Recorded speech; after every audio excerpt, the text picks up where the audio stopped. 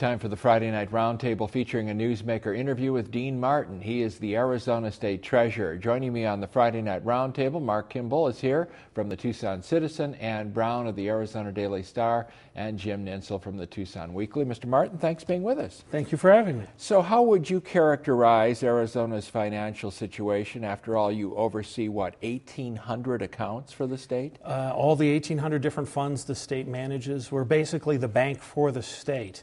In many ways, the general fund is living paycheck to paycheck right now. They had over $2.4 billion in the bank back in January of 2007. Now we're down to about $200 million left. And so essentially we're living day to day. Hopefully the money comes in enough today to cover today's bills. And it's a little scary. This is not a place the state's been in for a very long time. And Mr. Martin, you've said that the state may have to borrow short term for the first time in, well, I don't know how long, maybe the first time in state history.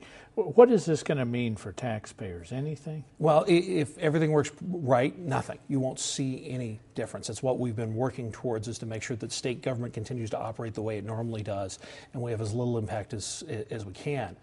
What it means to the legislature and the governor is it's going to cost more. Because they spent down all the reserves and we have to borrow to basically make payroll and K-12 education. That's going to cost money. There's going to be interest costs associated with that, which is going to even make the budget situation worse because we've got to pay those interest costs. Because the money's not free and we can't just print it up like the federal government. Speaking of taxpayers, what is the flow of tax refunds?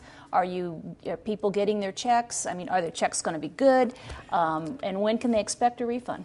Refund checks are going to be good. We're going to make sure that anything the state writes, all those checks are going to be good. I get questioned daily, whether it be in little folks getting individuals or big companies who get power payments from the state, worried about whether they're going to be good. It's all going to be good. That's why we're doing and taking the steps we're taking.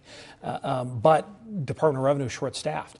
I was just talking to one of the deputies over there, and they've got their auditors down there opening envelopes right now. You've got to, because the state living paycheck to paycheck, they need to get those envelopes open as quickly as possible and in the bank.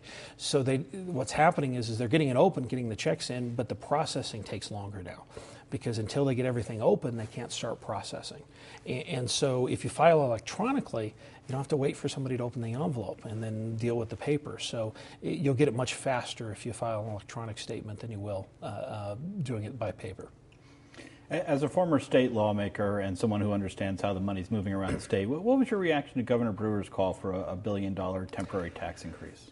I was surprised. I didn't expect that. I mean, in my personal opinion, I don't think a tax increase is a good idea, and I think right now it's the worst time you could raise taxes. You got a lot of people that are barely making ends meet, barely making their mortgage and such, and it's tough right now to make ends meet. And you're going to make everything 1% more expensive. That's what a penny tax would be.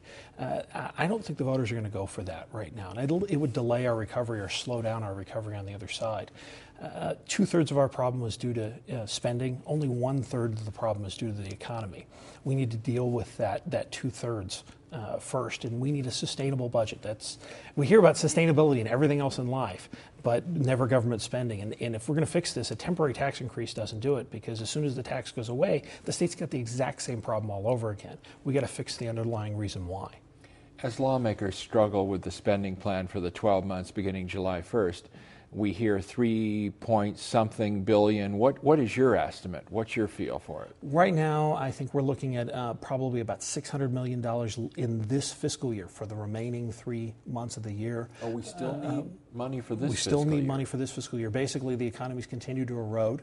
My original forecast for this year was to be down 13.6%.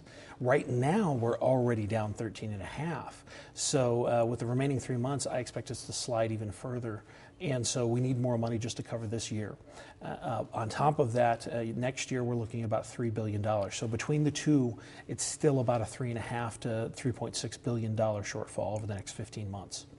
Mr. Martin, with the benefit of hindsight, and there's certainly been a lot of national and international problems, but Arizona has had it far worse than almost every